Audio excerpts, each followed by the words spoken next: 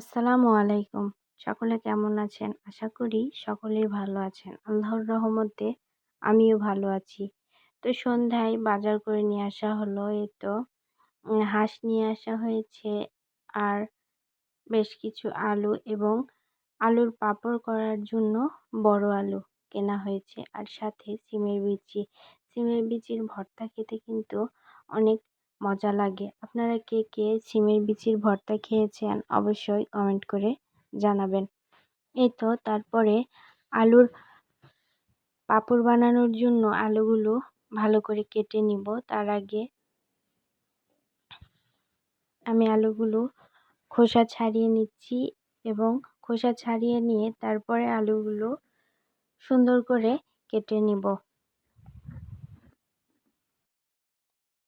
আর আমার কাছে মনে হয় বাসায় তৈরি করে কোনো কিছু খেলে স্বাদটা একটু বেশি হয় এবং সাথে খাবারের মানটাও ভালো হয়। তাই আমরা প্রত্যেক বছরই আলুর পাঁপড় বাসায় তৈরি করি।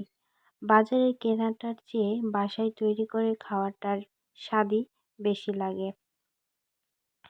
আর বাসায় তৈরি করতে গেলে একটু ঝামেলা বা কষ্ট তো হবেই, কিন্তু একটু কষ্ট করে হলেও যদি বাসায় তৈরি করা যায় তাহলে সেই খাবারটা ভালো মানের হয়।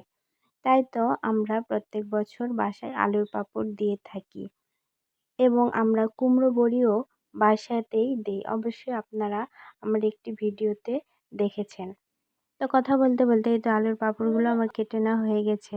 আর এদিকে দেখুন আমাদের পুষিটার কাণ্ড দেখুন, ডাইনিং টেবিলের নিচে চেয়ারে গিয়ে বসে আছে। আমার ভিডিও করা দেখে আবার মোবাইলে হাত দিতে চাইছে। দেখুন ওর কাণ্ডটা।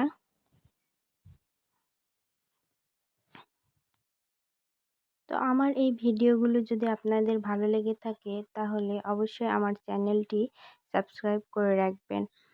তারপরের দিনে ছেলের স্কুলে গিয়েছিলাম। ছেলের স্কুলে অ্যানুয়াল স্পোর্টস হবে, তার জন্য ওদেরকে প্র্যাকটিস করানো হচ্ছিল। যেহেতু ওরা ছোট, ওরা তো খেলার কিছু বুঝবে না, তাই প্র্যাকটিস করাচ্ছে ম্যাম। তো তারপর বাসায় এসে দেখি যে কেটে রাখা আলুগুলো পাঁপড় দেওয়া হয়ে গেছে।